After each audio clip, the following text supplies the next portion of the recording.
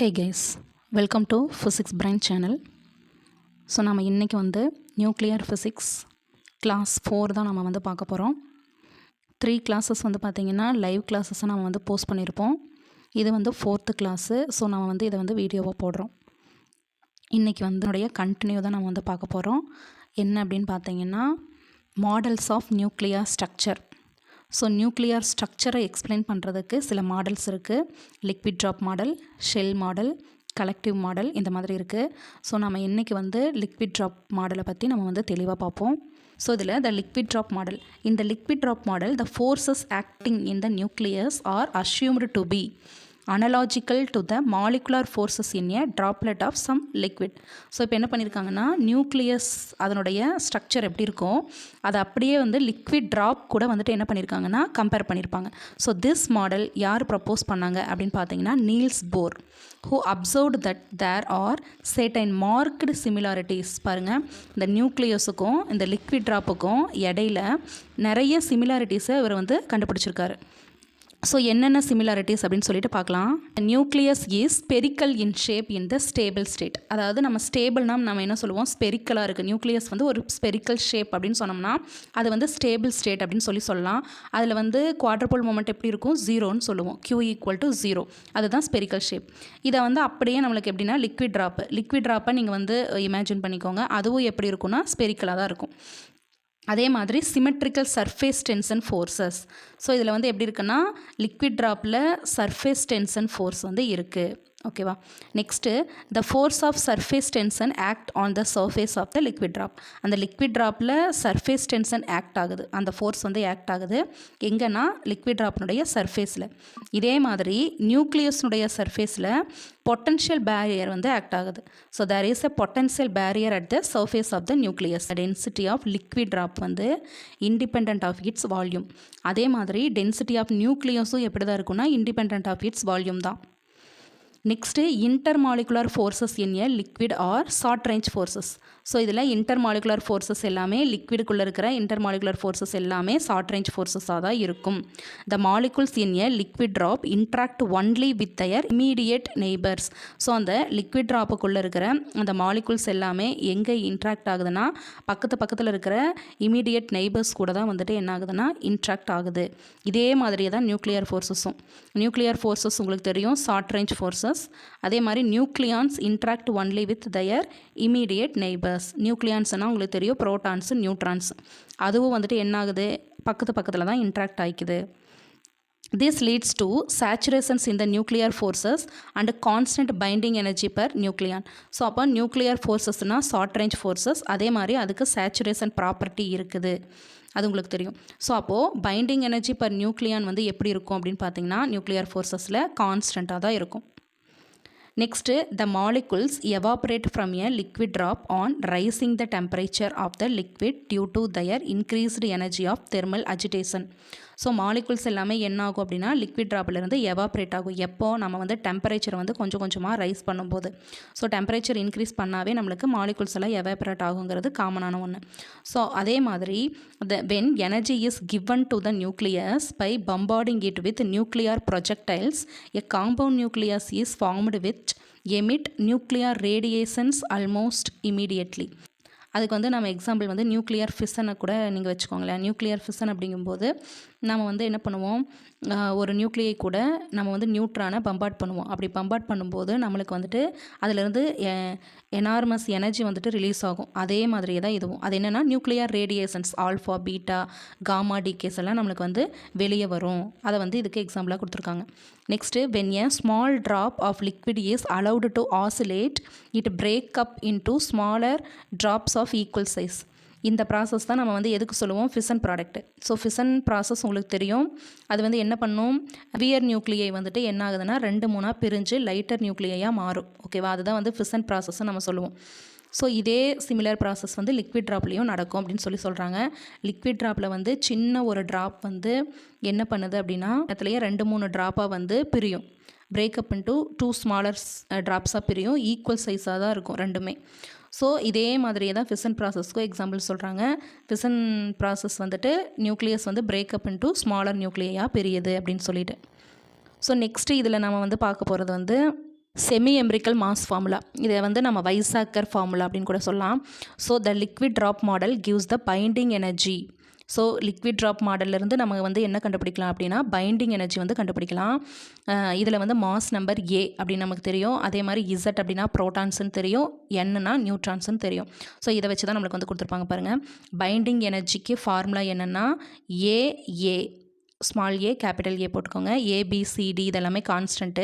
So A A minus BA power 2/3 minus CZ into Z minus 1 divided by A power 1/3 minus D into N minus Z the whole square divided by A plus or minus del by A power 3/4. இதில் ABCD del இதெல்லாமே constants.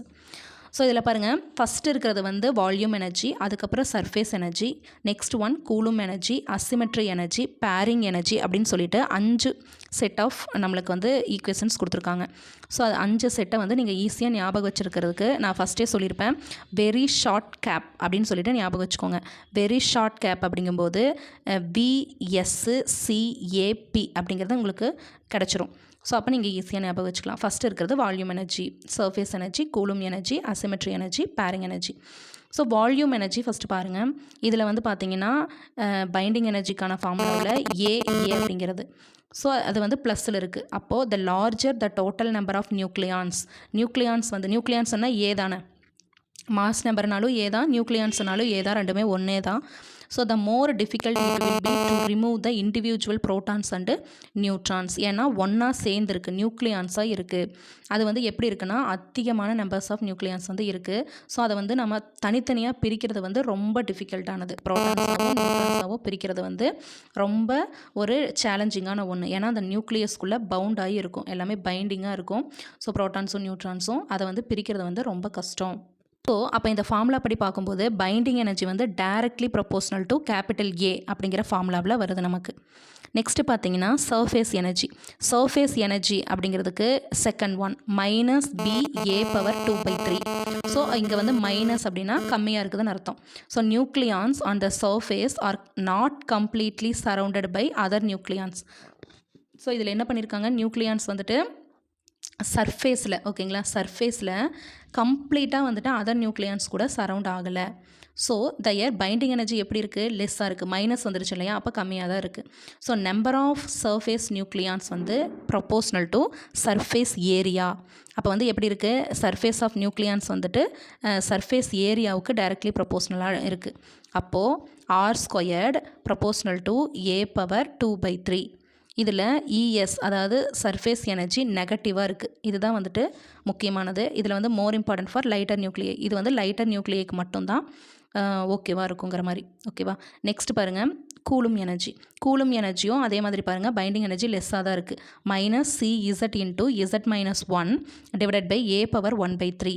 அப்போது electrostatic repulsion between protons reduces the binding energy. இதில் பார்த்தீங்கன்னா Coulomb எனர்ஜிக்கு வந்துட்டு Z into Z minus 1 divided by R proportional to Z into Z minus 1 divided by A power 1/3. அப்போ இது வந்து நெகட்டிவ். இது வந்து என்ன பண்ணுது, நியூக்ளியர் ஸ்டெபிலிட்டியை அப்போஸ் தான் பண்ணுது. நெக்ஸ்ட் பார்த்தீங்கன்னா அசிமெட்ரி எனர்ஜிங்கிறதும் மைனஸில் தான் இருக்குது. Minus D into N minus Z the whole square divided by A. அப்போ இதில் வந்து ஸ்டெபிலிட்டி, மேக்ஸிமம் ஸ்டெபிலிட்டி எப்போ அக்யூர் ஆகும் அப்படின்னா n = Z இருந்தது அப்படின்னா நமக்கு வந்து மேக்ஸிமம் ஸ்டெபிலிட்டி அக்யூர் ஆகும்.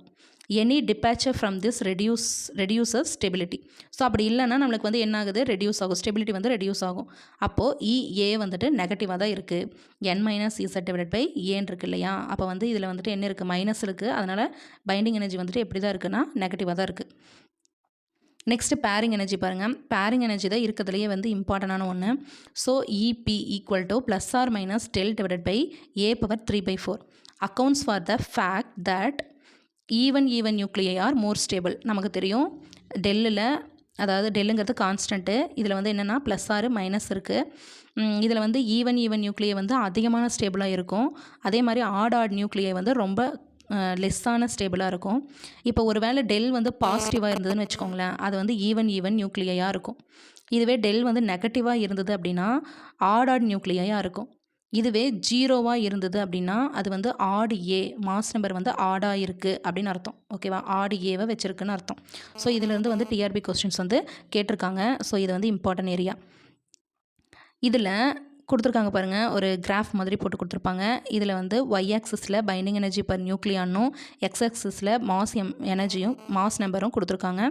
ஸோ இது ஒவ்வொன்றுக்கான ஃபார்மில் வந்து கொடுத்துருப்பாங்க. அதில் ஃபஸ்ட்டு இருக்கிறது பாருங்களேன், வால்யூம் எனர்ஜி தான். அதுக்கப்புறம் surface energy, asymmetry energy, Coulomb energy இதெல்லாமே கொடுத்துருக்காங்க. இதில் பார்த்தீங்கன்னாவே தெரியும் உங்களுக்கு வந்து கூலும் எனர்ஜி வந்து லோவாக இருக்குது, வால்யூம் எனர்ஜி வந்து அதிகமாக இருக்குது. ஓகேவா, ஸோ இதை வந்து நீங்கள் வந்து கொஸ்டினாக கேட்பாங்க. இருக்கிறதுலே கம்மியானது எதுனா கூலும் எனர்ஜி, அதுவே வந்துட்டு அதிகமானது எதுன்னு கேட்டாங்கன்னா வால்யூம் எனர்ஜி. இதை ஞாபகம் வச்சுக்கோங்க. நெக்ஸ்ட்டு இதில் இந்த லிக்விட் ட்ராப் மூலிமா நம்மளுக்கு வந்து மெரிட்ஸு டிமெரிட்ஸ் கொடுத்துருப்பாங்க.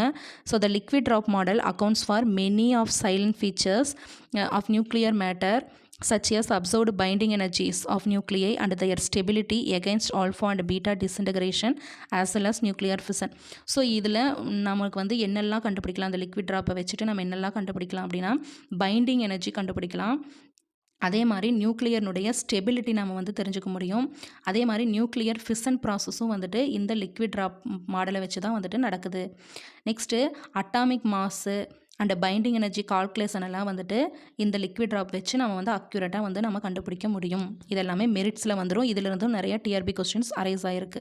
நெக்ஸ்ட்டு பார்த்தீங்கன்னா லிமிடேஷன் இதை வச்சுட்டு நம்ம என்னெல்லாம் கண்டுபிடிக்க முடியாது அப்படின்னு பார்த்தீங்கன்னா, த model fails to explain other properties in particular magic நம்பரை இதை வச்சு நம்ம எக்ஸ்பிளைன் பண்ண முடியாது. ஸோ அதே மாதிரி spin and magnetic moment of நியூக்ளியையும் எக்ஸ்பிளைன் பண்ணுறதுல இந்த மாடல் வந்து ஃபெயில் ஆகிடுச்சு. ஓகேங்களா, ஸோ இந்த 2 லிமிட்டேஷனும் நீங்கள் வந்து தெரிஞ்சுக்கணும். என்னென்னா பைண்டிங் எனர்ஜி எக்ஸ்பிளைன் பண்ணுச்சு, மாஸ் நம்பரை எக்ஸ்பிளைன் பண்ணுச்சு, அதே மாதிரி ஸ்டெபிலிட்டி, அதுக்கப்புறம் நியூக்ளியர் ஃபிஷன், இது எல்லாமே இதில் இருந்தது. பட் இது வந்து எதெல்லாம் நம்மளுக்கு எக்ஸ்பிளைன் பண்ணலை அப்படின்னு பார்த்தீங்கன்னா, ஷெல் மாடல் அந்த செல்னுடைய ஸ்ட்ரக்சரை சொல்லலை, மேஜிக் நம்பர்ஸை சொல்லலை, ஸ்பின் அண்ட் மேக்னெட்டிக் மொமெண்ட்ஸை பற்றி எக்ஸ்பிளைன் பண்ண முடியலை. ஸோ இதில் நடுவில் வந்து ஒரு கான்ஸ்டன்ட் வேல்யூஸ் கொடுத்துருக்காங்க இல்லையா, அது வந்து இந்த ஃபார்முலாஸில் பைண்டிங் எனர்ஜியில் ABCD டெல் இதுக்கெல்லாமே கான்ஸ்டன்ட் இருக்குது. ஸோ அந்த கான்ஸ்டன்ட் வேல்யூஸ் தான் இங்கே வந்து கொடுத்துருக்காங்க, மெகா எலக்ட்ரான் வோல்ட்டில் கொடுத்துருக்காங்க. ஸோ அதையும் நீங்கள் வந்து மெமரி பண்ணி வச்சுக்கோங்க. ஓகேங்களா, தேங்க்யூ ஃப்ரெண்ட்ஸ். இது வந்து லிக்விட் ட்ராப் மாடல் பற்றின ஒரு இம்பார்ட்டன்ட் நோட்ஸு, இது எல்லாமே நோட் பண்ணி வச்சுக்கோங்க தெளிவாக. ஸோ நம்ம வாட்ஸ்அப் குரூப்பில் வந்துட்டு கிளாஸஸ் வந்து போட்டுட்ருக்கோம், ஃப்ரீ கிளாஸஸ் தான். அதே மாதிரி டெலிகிராம் சேனல்லையும் நீங்கள் ஜாயின் பண்ணிக்கோங்க. அந்த 2லேயுமே நம்ம வந்து லிங்க் வந்து சென்ட் பண்ணுவோம். ஒருவேளை கிளாஸஸ் வந்து போட முடியாத சுச்சுவேஷனில் நம்ம வீடியோவாக அப்லோட் பண்ணுவோம். ஸோ நம்மளுடைய யூடியூப் சேனலையும் நீங்கள் வந்து மறக்காமல் சப்ஸ்கிரைப் பண்ணி வச்சுட்டு ஃபாலோ பண்ணிக்கோங்க. உங்களுடைய ஃப்ரெண்ட்ஸுக்கும் இந்த வீடியோ வந்து சென்ட் பண்ணுங்கள், அவங்களுக்கும் யூஸ்ஃபுல்லாக இருக்கும். ஸோ இந்த வீடியோ உங்களுக்கு யூஸ்ஃபுல்லாக இருக்கும்னு நம்புகிறேன். மீண்டும் ஒரு நியூ டாப்பிக்கோடு நான் உங்களை சந்திக்கிறேன். தேங்க்யூ.